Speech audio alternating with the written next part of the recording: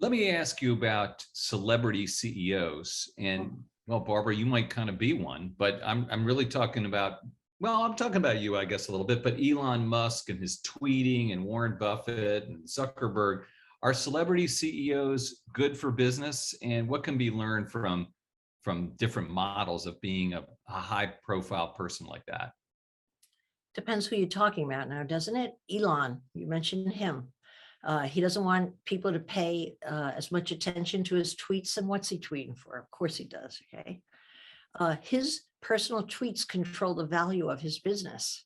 His personal demeanor and the way he looks and acts and says, kind of a little bit of a wild man, right? Uh, People love him. People love him. If you could get your audience to love you, your stock does better. It's as simple as that. What a great high profile CEO does for a firm is they get attention, which is very important, especially when the business is young. And B, they get the right attention if it's a love affair.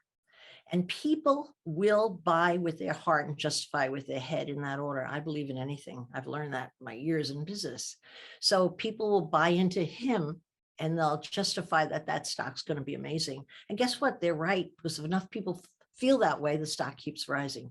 Take a Mark Zuckerberg by comparison, okay? Mark Zuckerberg, I always pronounce his name wrong. Mark Zuckerberg. Somebody's got to tell me how to pronounce his name. Zuckerberg. Give it to me again. My office does this all day long. What is it?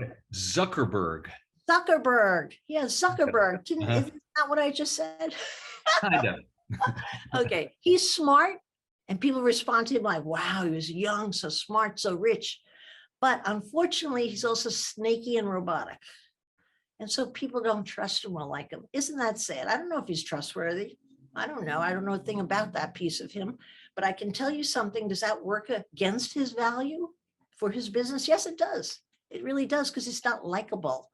All right, take somebody like Jeff Bezos. You know what I thought when I saw that he lost all that weight and must have had a great personal trainer, looking buff, and got himself a young wife?